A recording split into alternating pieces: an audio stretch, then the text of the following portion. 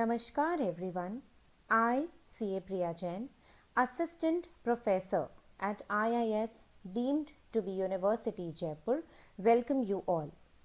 In this lecture, you will find all amendments and updates which are applicable to CA May 2021, CS June 2021 and ICWAI June 2021 attempt. I hope this will serve as an important GST notes for everyone. Now, let us move ahead and talk about what is amendments. Now, the term amendments contain two important things. First is circular and the second one is order. Now, let us understand by first understanding the differences between circular and order. These circulars are issued by the department to provide a large number of people any clarifications needed or communicate the decisions taken. Whereas when we talk about orders, they are issued for an immediate effect of compliance regarding any matter that needs attention. Now, the Finance Act 2020 is applicable for the May or June attempt 2021. So, all the amendments which were made by Finance Act 2020 in the CGST or in the IGST Act till the date of 31st October 2020 will be applicable for this attempt. However, there are certain amendments which were made by Finance Act 2020 to the extent included in the syllabus read with the study guidelines under section 10, 16, 29, 30 and 31 of CGST Act 2017 have not become effective as on 31st October 2020 and therefore the same are not applicable for the May attempt or for the June attempt 2021. Now, the amendment which is introduced under section 2 subsection 114 of CGST Act is under the definition of Union Territory. Now, the Union Territory includes one more state which is Ladakh. Now, the definition has been changed. The definition of Union Territory include Andaman and Nicobar, Lakshadweep, Dadra and Nagar Haveli and Daman and Diu. Now, they both have combined together. Ladakh, which is a new amendment which is introduced right away, Chandigarh and other territory. So, this amendment is applicable with effect from 30th June 2020, hence the same can come into our examination. Now, moving to another section of CGST Act which is section 7. Section 7 talks about the services, the supply of goods or supply of services. So, an amendment has been introduced in clause 4 of schedule 2. It says that where goods forming part of assets of a business are transferred or disposed of by or under the direction of person carrying on the business so as no longer to form part of those assets, this will be treated as supply of goods. So, if we talk about an example, if we talk about a situation that ABCN company donates its old air condition, which is a good, to charitable school. Now, this will be qualified as supply of goods, and if ABCN company has already availed ITC, so now they will treat this transfer, this donation as supply of goods and GST will become applicable.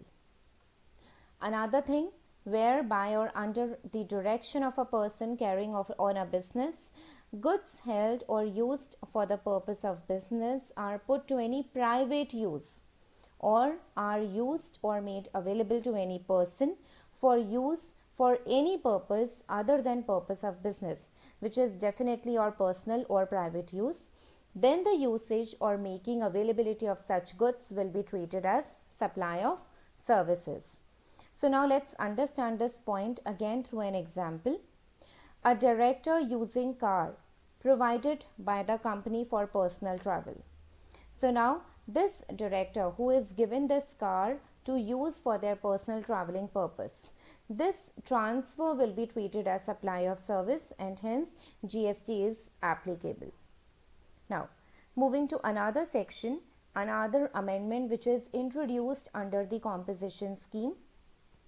If we talk about this composition scheme from the point of view of our examination, then this amendment is not of much importance, because only one item has been added into this definition, which is this services.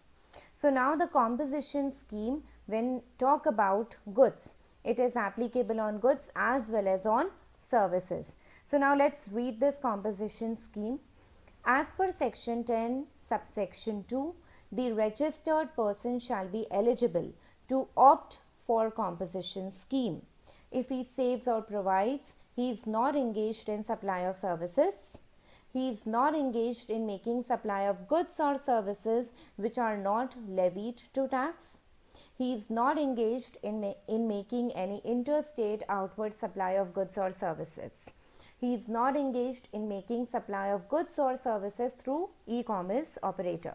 So earlier the composition scheme was covering only the goods element, but now it is covering the service portion also. So if you are engaged in any interstate supply of services also, then also you will not be eligible to opt for composition scheme. Now, moving to another amendment, which is according to me is the most important one, and there are high chances that this amendment could come into your examination, is regarding section 10, and it is basically about satellite. It is a new amendment which has been introduced into the Finance Act. Now, satellite launch services supplied by, remember these three names, that is Indian Space Research Organization ISRO, Antrix Corporation Limited and New Space India Limited. So, if the satellite launch services are being supplied by these three bodies, then it is exempt from taxation. So, no tax shall be levied on these services which are supplied by these three bodies. Again, an amendment has been introduced into the aircraft and vessel. This amendment just talk about that earlier the aircraft exemption or the vessel exemption was only up to 30th September 2020. But now the time limit has been extended and one more year has been provided to the aircraft and to the vessel area. So the amendment is still the same, only the time limit of 1 year has been extended.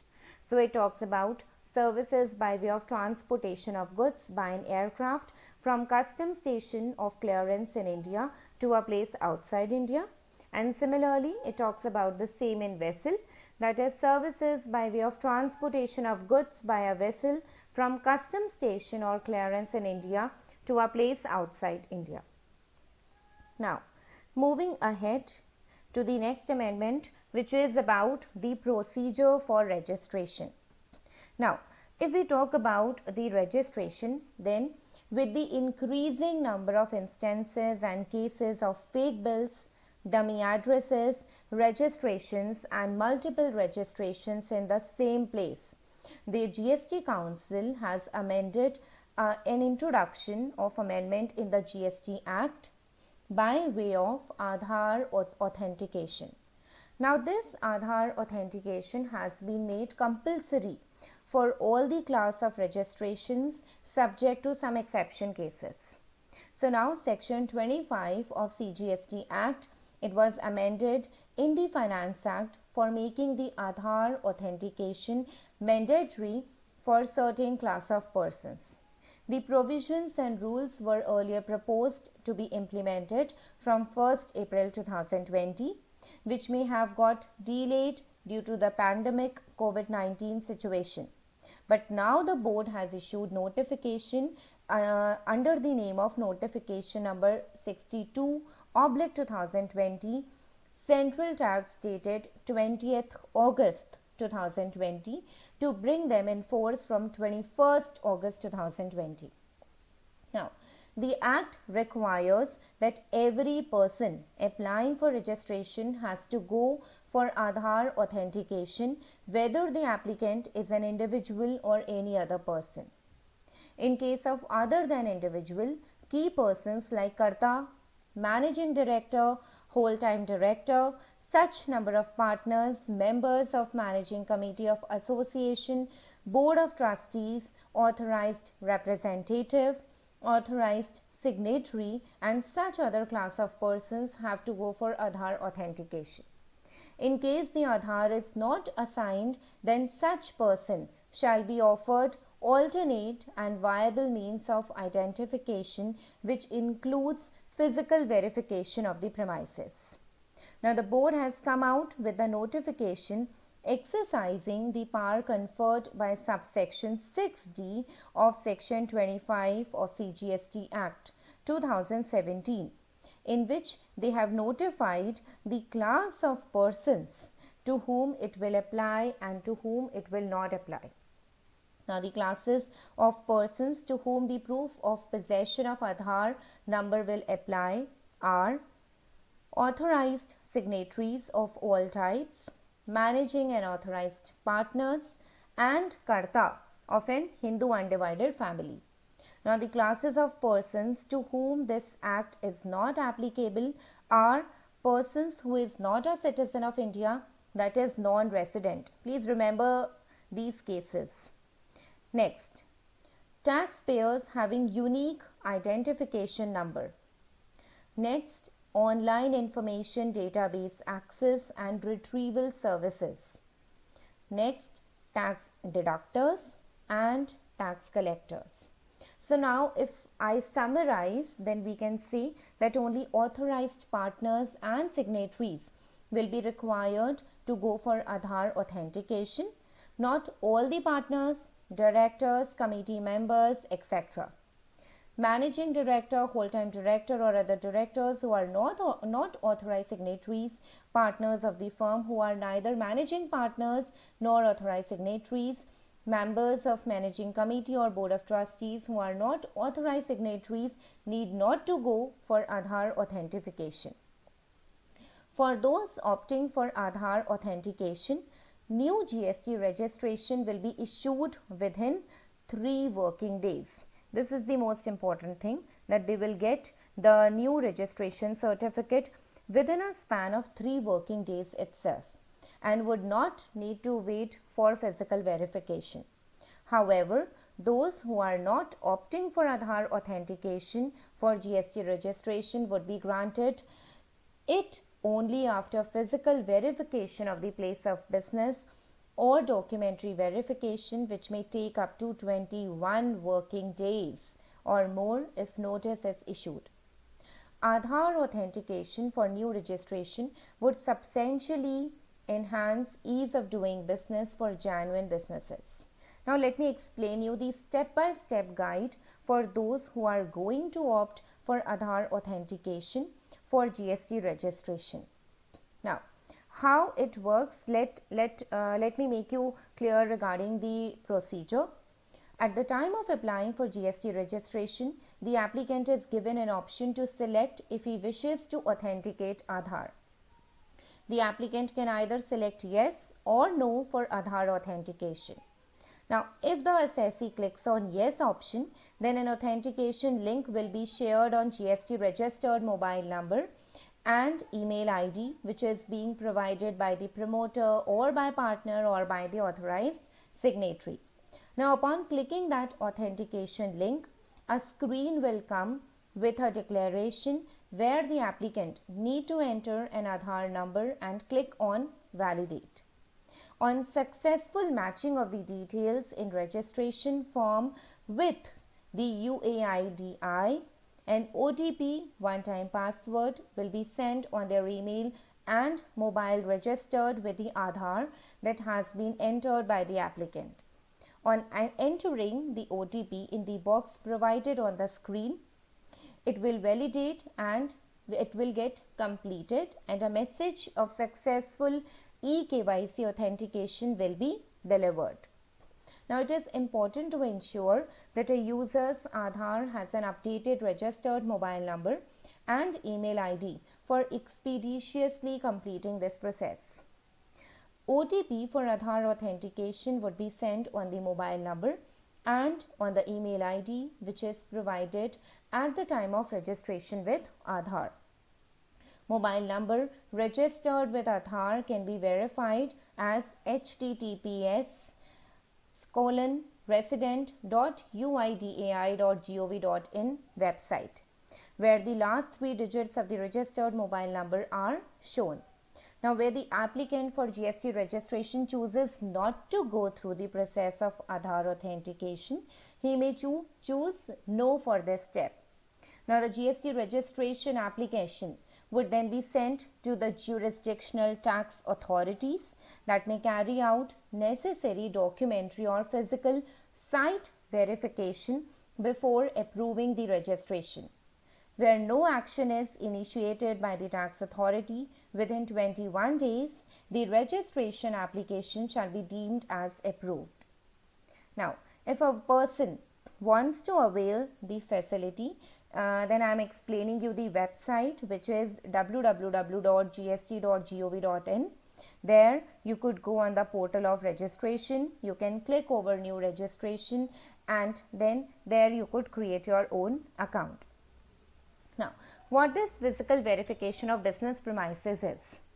Now, where the proper officer is satisfied that physical verification of the place of business of a person is required due to failure of Aadhaar authentication before the grant of registration or due to any other reason after the grant of registration, he may get such verification done at the place of the business in the presence of the said person. And then after verification, they will prepare a report along with the documents with the photographs, and then they will upload GST Reg 30 on the common portal within a period of 15 working days following the date of such verification. Further, the proper officer may, for reason to be recorded in writing and with the approval of officers not below the rank of Joint Commissioner, in lieu of the physical verification of the place of business, can carry out verification of documents as he may deems fit. So, by this I have explained you the certain amendments regarding the updates which are applicable for the May as well as for the June attempt 2021. The rest amendments will be covered in my next lecture, which I will be uploading soon. So, let me just give you a quick recap that what amendments are applicable and what amendments are important for you. So, the first and foremost thing, remember that all the amendments that have been effective till 31st October 2020 are applicable for your May and June attempt. Now, the first amendment, which was regarding section 214 subsection, remember that Ladakh has been introduced into the definition of Union Territory and Dadra and Nagar Haveli now accumulates itself with Daman and Diu. Next amendment which is important is regarding the satellite. Now, the satellite services which are supplied by ISRO, Antrix and New Space India Limited are exempt from GST. And the next important amendment is regarding the registration, which talks about under section 25 about the Aadhaar authentication and the number of days which the authority would take before issuing you the certificate, that is 3 days and 21 days. So, please remember these amendments, as these are the most important amendments and they could come into your exam. Now, that's it for today. Thank you very much.